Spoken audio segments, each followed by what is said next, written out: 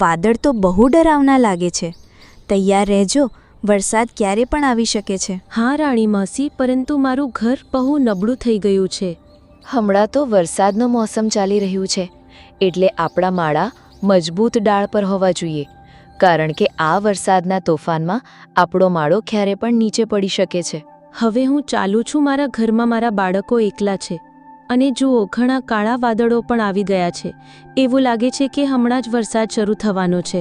ત્યાંથી મયુરી ચકલી પોતાના બાળકો પાસે ઉડીને જાય છે, અને થોડા સમયમાં જ વરસાદનો તેજ તોફાન આવી જાય છે.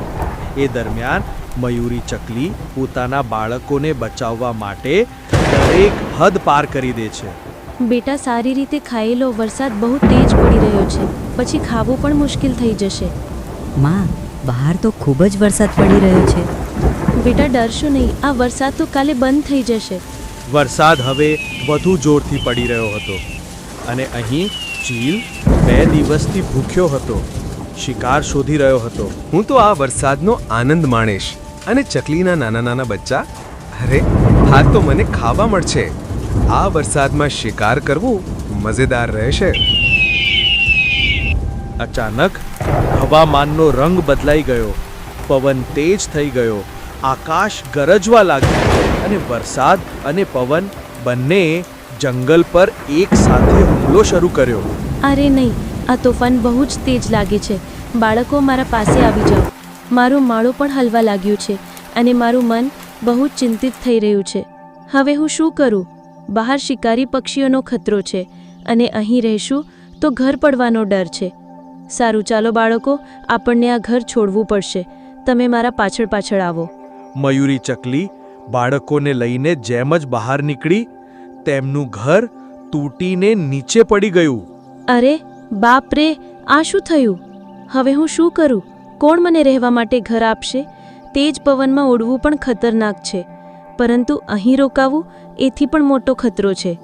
સારું, હું સોનુ ચકલી પાસે જાઉં.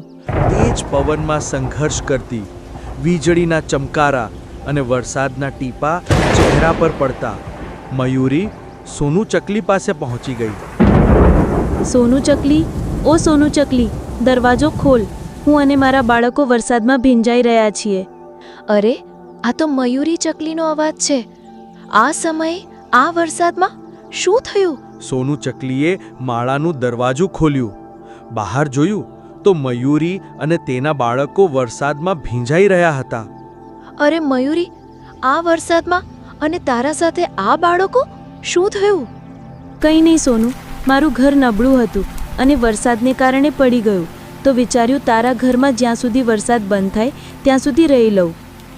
અરે નહીં મયુરી, મારા ઘરે મહેમાનો આવ્યા છે. એટલું કહીને સોનુ ચકલી પોતાના ઘરમાં ચાલી ગઈ. હવે આપણે ક્યાં જઈશું? મને તો ઠંડી લાગી રહી છે. ના બેટા, ડરશો નહીં. આ વરસાદ તો કાલે બંધ થઈ જશે.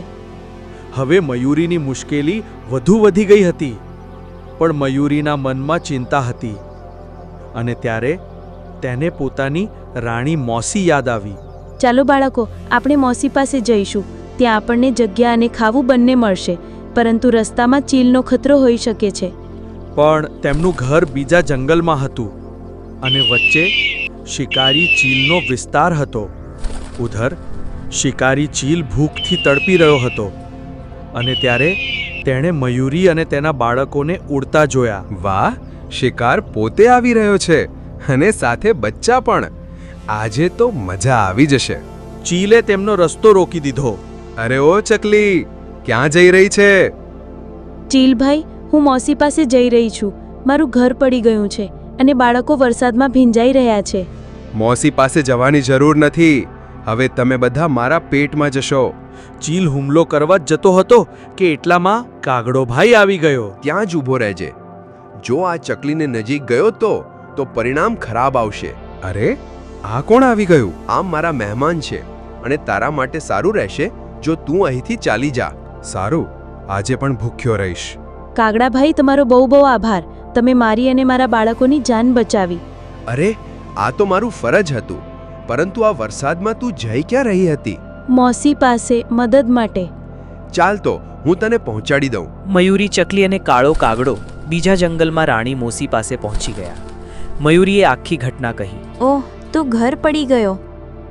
આવો અંદર આવી જાઓ. વરસાદમાં ભીંજાઈને ઠંડી લાગી જશે. મોસી, જુઓ આપણે કેટલા ભીંજાઈ ગયા છીએ. અમને થોડા સમય માટે તમારા માળામાં રહેવાની જગ્યા આપો. બાળકો, તમે લોકો અહીં જ રહો. ડરવાની કોઈ જરૂર નથી. અહીં તમને ખાવાનું પણ મળશે અને આરામ પણ. મયુરી, તું અહીં આવીને સારું કર્યું. વરસાદ બંધ થાય ત્યાં સુધી તમે બધાએ અહીં જ રહેવું. કાગડાભાઈ, તમારો બહુ બહુ આભાર. તમે તેમને સુરક્ષિત રીતે અહીં પહોંચાડી દીધા. 2 દિવસ અહીં આરામ કરો. પછી આપણે બધાએ મળીને તમારો નવો અને મજબૂત ઘર બનાવીશું. બાળકો, જુઓ, જ્યારે પણ મુશ્કેલી આવે આપણે હિંમત નહીં હારવી જોઈએ અને યોગ્ય સમયે મળેલી યોગ્ય મદદ આપણને મંઝિલ સુધી પહોંચાડી દે છે. હવે આપણે બધા મળીને નવું અને મજબૂત માળું બનાવશું, જેથી આવતા વરસાદમાં આપણને કોઈ ડર ના લાગે. અને રાણી મોસીએ તેમને રહેવા માટે માળું આપ્યું, ખાવાનું આપ્યું. બધાએ કાળા કાગડાનો આભાર માન્યો. 2 દિવસ બાદ વરસાદ બંધ થયો અને મયુરી ચકલી ફરી પોતાના જંગલમાં રહેવા લાગી.